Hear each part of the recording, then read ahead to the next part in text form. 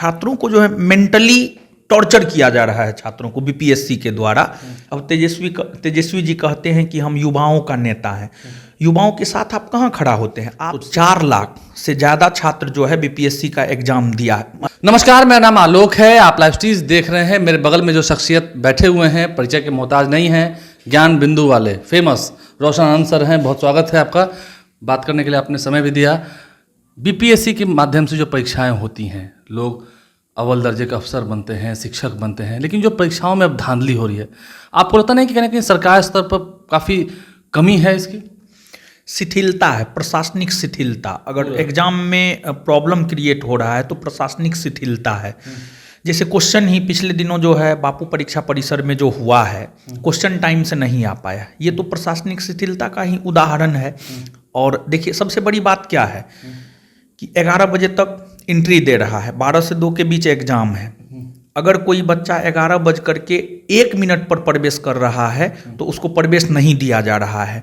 लेकिन question paper 12 बजे मिलना चाहिए, 12:20 तक क्वेश्चन पेपर नहीं मिला है। तो ये यानी सरकार की तरफ से अगर कोई काम हो तो वो जायज़ है। और स्टूडेंट से 1 मिनट ट्रैफिक के वजह से देर से पहुंचा तो ये तो कहीं भी उचित नहीं है। मतलब आपको लगता है कि मनमानी तो चल रही है पूरे? निश्चित तौर पर उसी की मजबूरी नहीं समझते हैं। हाँ, और हाँ, सही बात है, मजबूरी नहीं समझ रहा है बोर्ड। बीपीएससी बोर्ड जो है छात्रों की मजबूरी नहीं समझ रहा है। छात्रों को जो है मेंटली टॉर्चर किया जा रहा है छात्रों को बीपीएससी के द्वारा।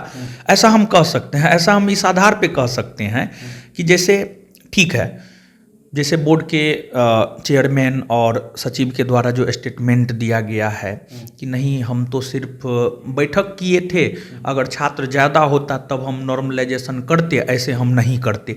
इस बात को अगर बोर्ड स्पष्ट कर देता 6 दिसंबर से पहले कि नहीं, नॉर्मलाइजेशन नहीं होगा, तो 6 दिसंबर को आंदोलन थोड़े होता, नहीं होता। आपको लगता है कि नॉर्मलाइजेशन ठीक है नहीं होने दिया है, आगे भी होगा तो नहीं होने देंगे? नहीं, नॉर्मलाइजेशन जीएस आधारित एग्जाम में उचित नहीं है, और जीएस आधारित एग्जाम में नॉर्मलाइजेशन कहीं से भी उचित नहीं। सर, आप तो शिक्षक हैं, हम भी सीबीएसई की परीक्षा दे के आए हैं, बिहार बोर्ड की परीक्षा दी है, इंटर की, मैट्रिक की सबको दी है, तो अलग अलग सेट होता है उसमें तो सीबीएसई की परीक्षाओं में। ठीक है, वो अलग चीज़ है। देखिए, 10th 11th 12th वो अलग चीज़ है, कंपटीशन अलग चीज़ है। ठीक है, तो कंपटीशन में जीएस आधारित एग्जाम में नॉर्मलाइजेशन उचित नहीं है, और इस बार तो नहीं ही हुआ है, आगे भी नहीं होना चाहिए। थोड़ा सा आपसे इसमें हल्का सा राजनीतिक सवाल पूछते हैं, क्योंकि 2025 का चुनावी साल है।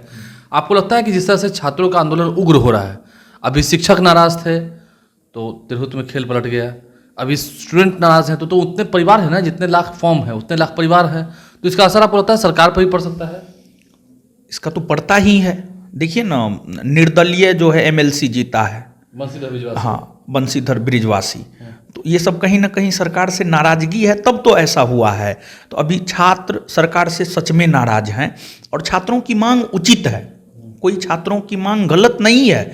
अगर छात्रों की मांग गलत होती तो तब समझ में आता है। जब छात्रों की मांग उचित है तो उस कंडीशन में जो है छात्रों की मांग मानी जानी चाहिए। ऐसे में आपको लगता है कि जो तमाम विपक्ष नेता हैं, तेजस्वी यादव हैं, तमाम जितने नेता हैं, वो जो चढ़ाई कर रहे हैं, ये होता है ना कि सरकार पर धावा बोल रहे हैं, तो कहीं ना कहीं तो उनको बल मिल रहा है, सरकार के अधिकारी उनको कमजोर कर रहे हैं ना? हाँ, सरकार को तो सरकार के अधिकारियों के द्वारा ही कमजोर किया जा रहा है। नीतीश कुमार तो रहेंगे नहीं। हाँ, नहीं रहेंगे। और देखिए, विपक्ष भी, मतलब बिहार में विपक्ष आपको नजर आ रहा है। मतलब विपक्ष को जिस सशक्त रूप से, प्रभावशाली रूप से चीज़ों को उठाना चाहिए। अब तेजस्वी जी कहते हैं कि हम युवाओं का नेता हैं। युवाओं के साथ आप कहाँ खड़ा होते हैं? आप सिर्फ आकर के फेसबुक लाइव हो जाते हैं, मीडिया में बाइट दे देते हैं, सिर्फ उतना मात्र से थोड़े हो जाएगा। अभी बताइए, 4 लाख, मतलब एक प्रकार से कहिए तो बीपीएससी 2000 प्लस वैकेंसी है, मतलब 2000 प्लस अधिकारी बनेंगे, और यही अधिकारी बिहार के भविष्य को तय करेगा। और अगर यहाँ पे करप्ट अधिकारी सिस्टम में जाते हैं तो बिहार में तो और भी ज़्यादा करप्शन फैलेगा। तो अभी होना ये चाहिए कि तेजस्वी जी ठीक है, यात्रा पे हैं, मुद्दा उठा रहे हैं, लेकिन मेरा पर्सनल विचार ये है कि अगर तेजस्वी जी इस वीडियो को सुने तो मेरा पर्सनल विचार ये है कि तेजस्वी जी को युवाओं के साथ आकर के रोड पर उतरना चाहिए, और छात्रों की जो मांग है उसको पूरा करवाना चाहिए। ऐसा वो नहीं करते तो फिर नीतीश कुमार मुख्यमंत्री हो जाएंगे। इसका असर तो पड़ता ही है। अगर तेजस्वी जी अभी युवाओं के बीच आएंगे, युवाओं के साथ रोड पे उतरेंगे, तो 4 लाख से ज़्यादा छात्र जो है बीपीएससी का एग्ज़ाम दिया है, 4 लाख सॉरी परिवार 4 लाख 4 लाख से ज़्यादा फॉर्म भरे थे, लेकिन एग्ज़ाम जो है 3 लाख प्लस दिए हैं। तो वो जो है आपका ये उतना परिवार है, और एक परिवार में कम से कम 5-7 सदस्य, ठीक है, समझ लीजिए। तो कहीं ना कहीं असर तो पड़ेगा ही पड़ेगा। सिर्फ कह देने मात्र से थोड़े होता है, जमीनी स्तर पे काम करना पड़ता है। अगर हम, आपने तो विपक्ष को आईना दिखा दिया ना आज तो। हाँ ये जरूरी है, ये हम छात्रों की भी, छात्रों से बात करते हैं, छात्र बोलता है कि सिर्फ तेजस्वी जी जो है सिर्फ कहते हैं हम युवाओं के नेता हैं, लेकिन जो है युवाओं के लिए करते क्या है? सिर्फ बाइट दे देना उपाय थोड़े है, बाइट दे देना उपाय नहीं है। अभी छात्रों के साथ तेजस्वी जी को खड़ा होना चाहिए, ऐसा मेरा अपना विचार है। विचार है नहीं, ज्ञान बिंदु वाले रोशन आनंद सर हैं तो उनका अपना विचार है, बड़ी बात है, और अच्छे खासी संख्या में स्टूडेंट्स इसे पढ़ते हैं, बड़ा नाम भी है।